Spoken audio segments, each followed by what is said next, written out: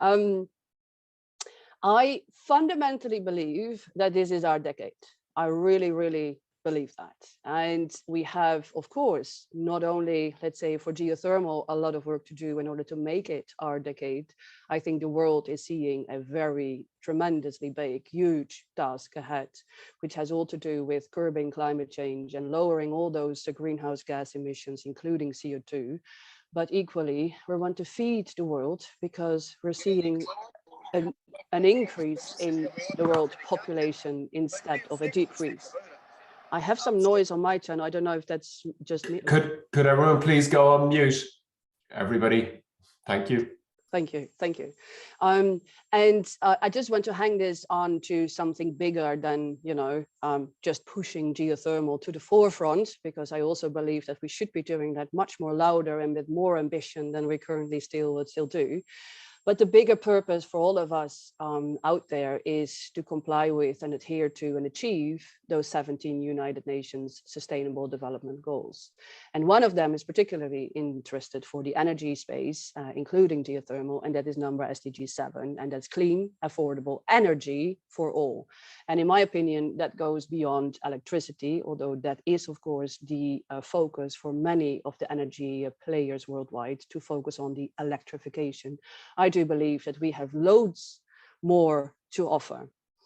Now, I thought about, targeting this webinar, and I know I am surrounded with people who love geothermal, and I already know a lot about it. So I'm targeting it from a very high level approach. And indeed, I want to speak a little bit about what has helped to deploy our almost 400 power plants across the world, and almost 1,800 combined heat and power plants, and a zillion of direct use projects in 81 countries, indeed, across the world. And what has helped to enable that, and what has helped to deploy that, but also what's stopping us basically still from scaling up and being bigger than we are. We're operating from the Arctic freezes. We all know Iceland, obviously, as one of the mother countries of geothermal. But it is important to stress that we're operating in those Arctic conditions with many Celsius degrees below zero. And equally, we're operating in tropics, in fantastic steam fields, both in the African Rift, in the Central America, the volcanic areas, the Chilean Andes, and the beautiful Philippines and Indonesian remote islands. We operate on a very difficult, very interesting, and very rewarding circumstances. And we're doing that for quite a long time. In a sense, already 107 years, when the first power plant was constructed in Larderello in Italy, in Tuscany. And what we're seeing is, in terms of global power, where we're putting the light on to many of us human beings from our beautiful volcanic reservoirs and other type of hot rocks. We have an installed capacity of about 16 gigawatts electric. Now, that's, to my, let's say, in my opinion, it's of course fantastic to see that we have at least a contribution in that global clean electricity.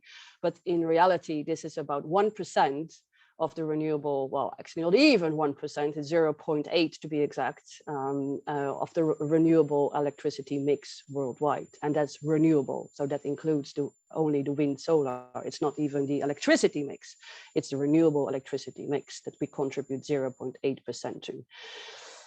What we do see is a shift towards us being bigger and more ambitious and more, let's say, entrenched in livable cities, green cities. They want to have clean air to breathe.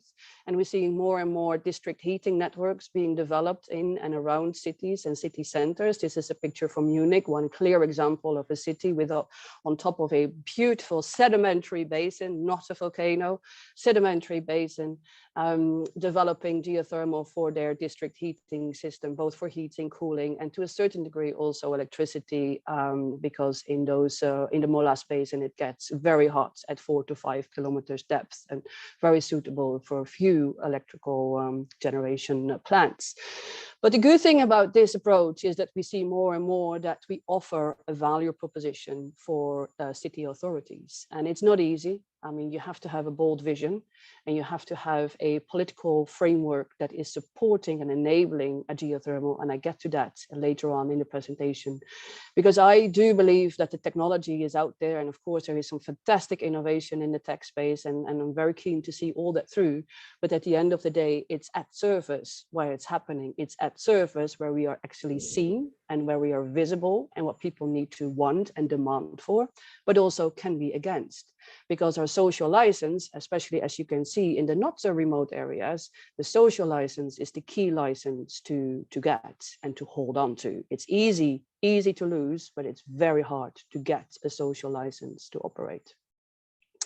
And a very favorite topic of mine, besides the spas and the beauty, obviously, of geothermal, but the food industry and the greenhouse gas sector is the one to target for geothermal. They, in all together, it's fossil fuel based. Look, any tomato or any, let's say, tropical fruit that has been grown in a greenhouse at the moment is fed through either waste heat from coal, either through standalone oil generators or through gas. So that target that we can sort of directly feed into of our geothermal reservoirs, clean heat, clean tomatoes, I think that is a fantastic value proposition throughout the value chain for the agribusiness sector. And we see more and more offtake, of course, with a bit of bias. I can see that the Dutch are really developing that sort of notion that they can get out of gas and drill a couple of wells for their own greenhouse corporations, and more of these clusters are coming together around cities, around the refineries, around the Rotterdam area, where you also have the port, for instance, with a lot of waste heat. CO2 is, of course, something that you can store, obviously, but you can also use it to grow your plants, meaning that there is a system integration going on and thinking beyond, let's say, just that energy proposition that I think is quite interesting to see through from a geothermal perspective. Global heat, basically using the rocks. And yes, I'm a sedimentologist, again, slightly biased. I do think it's important that we value our sedimentary basins worldwide at 2 to 3 kilometers depth, where the temperatures is between 60 and 90 degrees. It's excellent. It's perfectly suited to heat up your houses, your homes, and your cities in the built environment. So basically, from rock to radiator, that's the global value proposition I would definitely like to see more and more being deployed worldwide. At the moment, excluding heat pumps, we're having installed capacity of about 70 gigawatt thermal. And the majority of that is China. China is leading the game when it comes down to developing geothermal for heat, especially in the northern and mid-central China region. And for us, it's massive cities, like 1 to 5 million citizens living in those cities. For them, it's like little villages. But if you look at the scale of what, for instance, Sinopec is currently deploying, they've drilled 750 wells over the past 5 years, 2 to 3 kilometers depth, targeting 70 degrees Celsius. And the average cost of their well is $500,000. Compare that to the European, let's say, business case, where we easily reach, let's say, 10 million to do one project. So it's all about scale in the end, and it's all about getting that cost down, because relatively speaking, we're still seeing a lot of hesitance and a lot of, well, let's say, a need to de-risk our portfolios for the big investment and the big private equity to come in. And that's another topic I really want to get across today as well. So for us, it's very important that unitedly together, all of us working in geothermal or in energy or in subsurface tech, whatever it is that we're trying to achieve together, is that we support that pathway to that low carbon sustainable energy future for all. But it's equally important that we attract the funds to do so. And with that, I really think that we need to target it at a very high level first. And that is the policy level, and that's the regulations, and that is informing and educating and building rapport with our governments. Because without a solid government and without, let's say, an advisory role to your government in the geothermal space, it's going to be very, very difficult to do geothermal massively. and to do geothermal in a coherent, standardized way. And as we all know, standardization and creating unity around an approach is going to drive down costs, because every prototype is more costly than mainstream. So to put it into the dollar perspective of our dear friends coming from wind and solar, I found this picture to be very insightful. I know it's a busy one, so I will try to explain it a little bit. But these are on the left-hand side, the technologies, the solar, the wind, the biomass, small hydropower, not big hydropower, biofuels, geothermal, and ocean power. And basically, this is a deep dive into the amount of money, the amount of dollars that was spent in 2010, in 2019, and in 2020. So at the height of the COVID year in 2020. And actually, what you can see is that for the top one, so solar and wind, investment really went up from 2010 in gray to yellow 2020. And except for wind getting a little bit less in 2020 compared to 2019, which is the orange bar from left to right. So basically, this tells you that, well, not only that solar and wind are the leading two technologies, we all know that, we all get that, but also it is fundamentally more, let's say 100 times more than, for instance, geothermal. So geothermal is on the bottom, on the left-hand side, you see the number 4, geothermal power. Not only did we decrease our investment from 2010 to 2020, as you can see, from 2.5 billion to 0.7 billion, we only, you cannot compare the amount of investment towards wind anymore. I mean, we got $700 million invested in 2020. No wonder why we're so small. No wonder why we have 16 gigawatts electric installed, and wind is building offshore wind farms for 1 gigawatt each. And I think what this tells you is that not only do we need to mobilize more money, we're also very much underrepresented in this global narrative around building a sustainable future. And I would really like to hear from you how it can be that apparently we're going to feed the world, we're going to get access to electricity, and we're going to have a green hydrogen economy purely through solar and wind. Purely through solar and wind. Well, I don't think that's going to happen, but I'm really keen to get your perspective on that. Politicians, they are crucial, okay? Our political leadership is the ones who are going to drive the uptake of renewables. They have done so for solar and wind. I mean, Fatih Birol, who is the leader, the big chief of the International Energy Agency based in Paris, he says we're going to reach net zero, and we're going to do that through wind, and we're going to do that through hydrogen. And that's how you mobilize big bucks into those technologies. Now in so this is COP21, this is 2015 in Paris, when the world watched and saw a Paris report being an agreement being signed.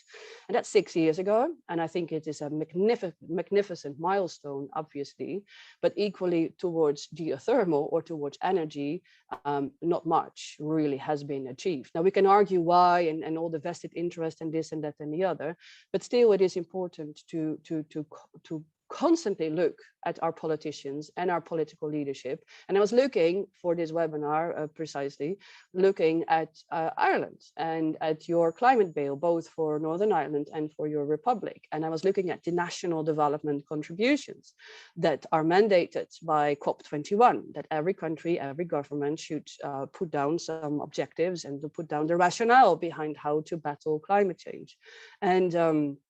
And then you have a climate bill, and I think you have some time to answer to it, or to have some recommendations until December. I think it's this month or maybe January, but I can definitely urge you to do so, because nowhere there it's mentioned that heat, or that low carbon heat, or that geothermal can help you to meet the goals in the Paris Agreement. So I would definitely recommend you to do that, because, okay, we're biased here as geothermalists, and we're biased because we really like to see more geothermal, but let us be very honest, heat is going to be the hottest commodity in the coming decades, because if you look at our energy consumption is 50%, almost 60% in the European Union for heating and cooling. 60% of our energy consumption is for heating and cooling.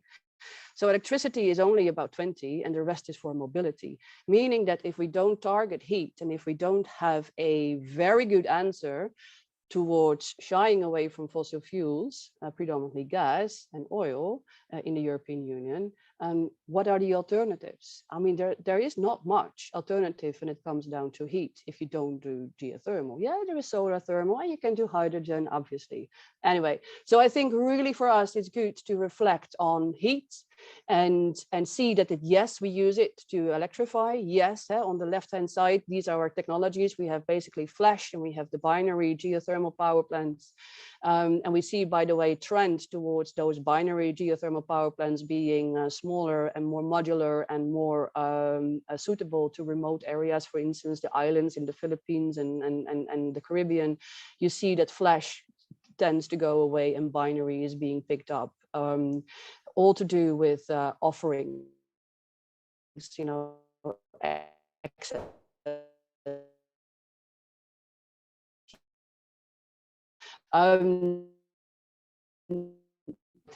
side of this thermometer, and that is everything industry in our cities, in our district heating networks, is something that I think is very suitable for Ireland. And I know you're pushing, and I know you have fantastic users, and you have a great geological survey that can deliver data and can also have that advisory role to your government. So you have basically everything in it in order to, in the mix, so to speak, in order to target your heat direct use group and hence target your customers. Now, I'm keen to find out what the temperatures are, of course, that you can reach and that you want to see deployed. But on average in Europe, we're all between, let's say, on the bottom end of the thermometer, between 40 and 95 degrees. That's the European Union. That's all we have. Okay, there are exceptions with Lardarello and Turkey, and you can argue if Iceland is still part of the European Union. But when you look at what Europe is doing, they're targeting basically the lower end of this picture. And that's all to do with the food processing industry, the greenhouses, the fish farming, but also the concrete block drying, and of course the built environment with heating and cooling. And that's exactly, I think, those type of industries that will be seeking help to decarbonize. And hence we're here. Policies, because besides, let's say, fantastic relationship with our customers, it also needs to be fitted in a framework, a legal framework, a regulatory framework. Someone needs to regulate, of course, our businesses and our output, but also our policies. And worldwide, this is a very interesting space to watch and to sort of dive into. We have a colleague of mine who is more or less specializing in the legal framework for geothermal, looking at a couple of countries worldwide who have done it, you know, in a way that it has delivered upon its promise. And got help, seriously help, of course, by bilateral agreements or other grant funding through World Bank in order to inject the capital needed to do those projects. I think for Ireland, I think it's interesting to watch Europe and of course to see countries in the European space who have developed geothermal and either retrofitted the policy such that it fitted or created the policy in a regulatory framework first and then allowed geothermal to grow. Very curious where you are exactly in that curve. But the questions I get a lot is about, you know, what are our best practices and how does it work and what's the best law to look at? But basically, nobody knows, okay? Nobody knows what is the best practice because it all depends on your system. It all depends on your legal framework. It all depends on let's say, how you're treating energy and your resources and your minerals and your mining and your water laws. So what you see and what you tend to see in geothermal, and take Europe as an example first, is that the traditional mining countries or the oil and gas countries who have had concessions and licenses and were used to sort of act upon that, granting or giving out to public or private parties concessions and rights to mine, it's an easier process. It's an easier process to map geothermal into. The ones who are treating geothermal as a water body, and hence not as a mine or let's say, or as a mineral or as a resource, it's a very complicated story sometimes, because what is geothermal, you know, deep down in the reservoir, and what is geothermal then when it's mined for its heat? And what do you do with reinjection? Is that water, or is that water being altered? And how do you sell the commodity that comes out of water anyway, but it's not the water that you're trying to sell? So question over to you is, how is Ireland, how is the Republic, how is Northern Ireland dealing with geothermal? Is it mining? Is it resources? What type of energy will it provide, and who can own it? Because that's another very big question. Who owns the heat beneath our feet? Is it the state? Is it the one who owns the license? Do you do that in a time-based manner, or do you do that in forever, unlimited? And thirdly, and I think this is specifically interesting for the geological agencies, who owns the data and who can have the access and maybe even open access to the data? Because in a way you want to learn from each other. Subsurface data is crucial, but in most countries it's also proprietary to the company. Germany, for instance, very clear example. As a company, you have unlimited right to take the data and own it. You know, it's proprietary. You don't have to give it out. You can take it, you see it, it's yours. You don't have to share. Whilst in the Netherlands, after 5 years, everything becomes public, which is why we have quite a, let's say, open view on the subsurface of the Netherlands, both offshore, onshore, seismic, bore data, whatever. It's in the data, it's in a database. And that's a complete different mindset from country to country, that has either helped and enabled a learning environment, but at the same time also, yeah, it's also interesting to watch, to see that geothermal can still happen, even when you have companies solely sitting on the data without willing to share. I just had a few examples of, and I know this is not Europe, except Turkey, but I just wanted to raise the attention that other countries have thought long, and also very, some of this is in the 80s, like Kenya, a long time ago, about how they act upon geothermal. And if you want to have more information, if you want to have a separate session on this, would be very keen. As I said, my colleague, who is more or less an expert on this, would be very keen to share her experiences and her knowledge. And I know for this webinar, we cannot go into much detail. So please, by all means, later on, we can discuss. But what I want to say here is that there are countries out there who have thought very carefully, and also with their successive governments throughout a long period of time, about how to manage, regulate, act on, and put in a legal framework geothermal energy. And it's a combination of mining and mineral acts that works very well for geothermal. As I said, when it comes down to the water law, it becomes a little bit more unclear and a little bit more tangible. But I think what's interesting to see is that Turkey, for instance, is the last one, while Mexico is maybe even later, but Turkey is the last one to formally pass at government level a Geothermal Resources and Mineral Waters Act. So to do basically both electricity, heat, and in case they want to mine the water for strategic and critical minerals. And they have had, after that, in concessions, in auctions.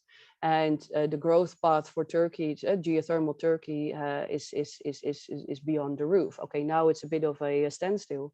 But if you look at the period 2010 to 2018, was 1 gigawatt electric online in 8 years. So it can be done. 1 gigawatt electric, almost 1 gigawatt electric online, on stream, in under 8 years. And that is because they had a fantastic policy act. Okay, a couple of advices and a couple of recommendations to not specifically to your governments, but in general, how you put a dedicated geothermal act together. And it is really crucial to define and to delineate and to declare your areas for geothermal resource, both for exploration and for development, and to understand that there are private parties, but maybe also public bodies who want to undertake those activities, and those rights, you know, they need to be defined in a certain area, obviously, and all these questions around should they be time limited or time bound or whatever, that's too much detail for now. Another thing I really wanted to say is the license fee and what you can do with the heat, the ownership of heat. And I'm very curious again to hear from the audience, but also later on, if we want to do that later, you know, how do you see ownership? How do you see, and how does the political bodies treat geothermal when it comes down to ownership? And the reason why I'm asking, and the reason why I want to put this spotlight on, for instance, in France, it's very interesting. Under the license, for instance, Vermilion, under the license of exploring and producing oil, Vermilion thought about let's do geothermal, and it sounded like a great idea. Also to extend perhaps the license, and going beyond petroleum is always good for the French government to grant you an extension to the license. But what isn't regulated under the license, when you do geothermal and you're able to co-produce and you have that heat harnessed and harvested from your reservoirs, even when you split it in two, so oil and heat, Vermilion isn't able to sell it because they don't own it. And it's a very interesting sort of legal loophole that you're in. So again, this is it's solved now because they give the heat for free to the local greenhouse community who are happy with it, and this and that and the other, and it has stirred a very nice discussion. And probably later in 2022 or 23, there will be an alteration to the law that says you can also harness heat and then sell it, and you know, maybe you pay a premium or a royalty to your government. But the story is that it's you need to have this in your book of law and regulated by your local authorities in order to own, sell, and resupply that commodity. And geothermal, being not mentioned in many, let's say, regulatory frameworks, still has a long way to go before it can, subsequently grow. Because without the customer, it's going to be very hard to close the deal financially. I was thinking about what would be my strongest recommendation, and this is also my my final slide, and then let's open up for Q&A. And I was thinking about that, reading through all the the recommendations on how to set up a geothermal act, and how to manage and how to regulate and this and that and the other. And what you come across with all these knowledge groups on the legal and the policies and the regulation framework is that for geothermal, it can become quite messy, in the sense that and I guess in a certain degree, it's also the similar experience probably with oil and gas, but geothermal being so new to a lot of authorities, it can become quite overwhelming for the one who sits, on the other side of the table, granting permission and defining geothermal, et cetera. So you have to deal with water, with the environment, with safety, with health. You have to deal with mining laws and minerals, and you want to sell heat, but you want to re-inject. Anyway, it becomes all of a sudden, it becomes a big bunch of documents that need to be filed and that need to be granted and authorized. So the biggest recommendation many countries give is that please, when you start with geothermal in your country, and it's very emerging and it's brand new, basically, think about setting up a centralized coordination unit in the government who has dedicated people working for and working with the geothermal world. Because if you have to go through 5 different departments in 6 different ministries and get all your acts and get all your legal stuff and do your regulations, and a regulatory body who has no idea really about geothermal, it's going to be very difficult to reduce the lead time of developing geothermal. Because if there is one thing that countries have done right, especially Turkey, for instance, who has seen significant growth in under 8 years, is that they targeted this at the right highest level. And I think that is food for thought and a recommendation for a country who really wants to develop geothermal. Thank you so much for having me.